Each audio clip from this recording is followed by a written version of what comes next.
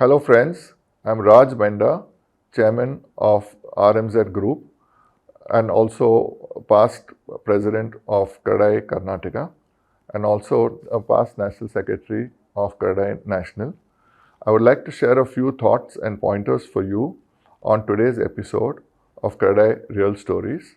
First of all, I'd like to appreciate that our state, CREDAI, has been a pioneer in very many ways.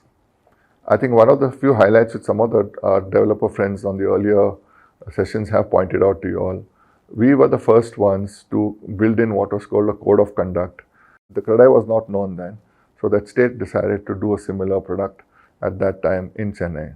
So both these states decided to have a code of conduct whereby the adherence to norms and a mature way of functioning so that the customer at the end of it does not feel shortchanged or cheated was formed, including in those days, that is how a superbuilt area should be calculated, what is exempt and so on and so forth, including standardization of documentation was initiated in the good old days, only with an intent so that the like-minded developers who sign on to this oath at least start adhering to it. And later on we made it mandatory for all the members, once he become a member, to follow the same code and allowed the customers to represent back to the association in case any developer deviated on any of these codes.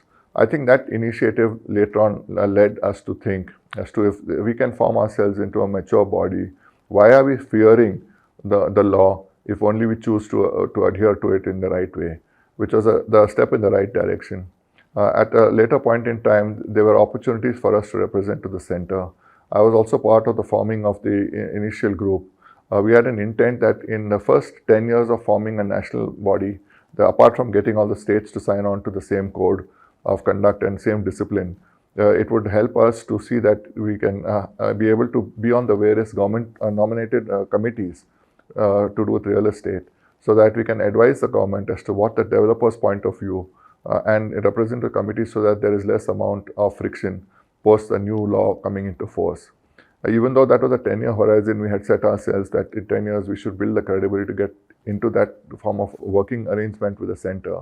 I'm pleased to inform you that in the first 3 years of formation, where I became the National Secretary as a part of the committee, we were able to represent on various committees representatives of CREDAI at the national level to voice our views to the government so that they can incorporate the necessary changes so the act is more amenable and can be adhered to a lot more easily because it has a compliance of CREDAI to get started.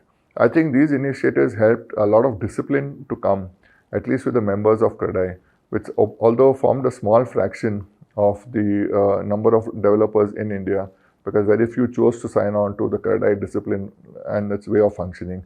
But at least it helped to also pave the way for the new RERA Act, which came into force much later, which also actually followed the similar guidelines and footsteps. And a lot of input were given by CREDAI, again to RERA, to see that the adherence is brought into force in line with the similar form of thinking to bring compliance so the customer doesn't feel shortchanged. I think if I look at from my standard experience, friends, I can tell you if only we choose to be truthful to ourselves as to whatever we sign on to the customer document, we adhere to it. Honestly, there is no need to overdo it because I don't believe these freebies should unnecessarily be given. You just comply with what it is. The customer is absolutely more than happy and delighted to what he's getting. These extra freebies, do not waste your time and money with it. Just stick to your contract and consistently keep adhering to it. It can take you further forward because even though RERA still applies to a small fraction of the developers, most of the organized sector is obviously covered by it. There's a lot of unorganized sector who's still busy shortchanging the customer, and the customer should feel that it's worth paying a few dollars of little more money because your organized developers do not want to cheat and do not misuse the law and happy to buy products from organized developers. I've seen this over time. There are a lot of developers who believe in anything will do to slowly forming into compliance. We had to obviously speak to a lot of developers to sign on to the code. We did have a lot of resolutions happening at various points in time. But trust me, each time the developer found it very embarrassing to face a committee of real estate developers when it came to him getting questioned as to why he did not follow the law. in the next project there was no such deviation happening.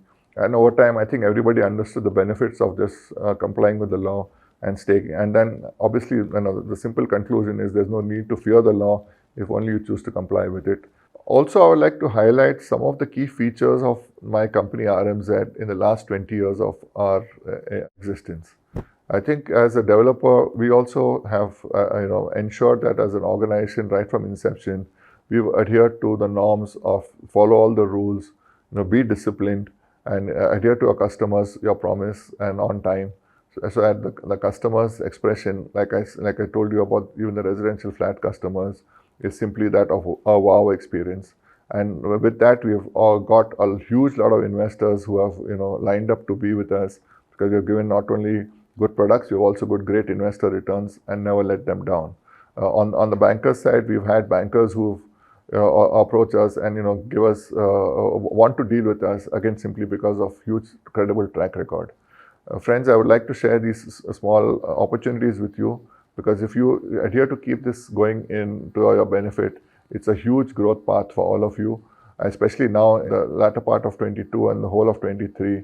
I fear there's a lot of gloom and doom to come by virtue of the economies all over the world slowing down and causing a lot of the sentiment flowing back into our customers, feeling that this is a time to buy, will my job be secure, and hence a lot of deferrals will happen on the buying. Even though the demand is very solid, I don't anticipate anything going wrong with the demand.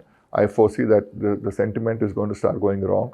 So better we start buckling up now, and so that we do not get stuck in the new tsunami that is yet to come ahead of us.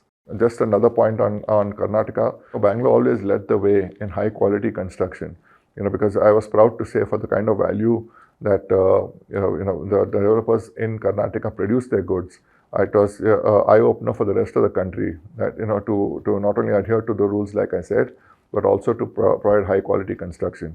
And I must still proudly say that Bangalore still leads the way, and a lot of developers who I meet across the country do offer projects to Bangalore developers, because we are from Bangalore, and they know that Bangalore developers are not only known for good quality construction, but as far developers are concerned, they deliver the quality and they are not litigious by nature. So I think we should keep that reputation going. Although I personally operate in 5 states, I must tell you, as a Bangalore developer and of course as a brand RMZ, we have a very strong culture, and has helped getting a lot of projects. If I look around, all the new developers entering various cities like Hyderabad, Chennai, Mumbai, are a lot of projects. I would say 60% of the new projects being handed over to developers to do projects are from Bangalore. And that's a testimony that Bangalore does lead the way in very many ways. So I think with these few words, I would like to encourage you all that it's not too late. Let's get into the compliance mode, and let's take the whole CREDAI forward, and educate a lot more other developers to form into compliance of CREDAI. Of course, RERA is always there to see that between RERA compliance and this thing, it's just some checklist to be filled, but not something to fear about, because we always exceed what is the expectations in RERA and of CREDAI. Thank you.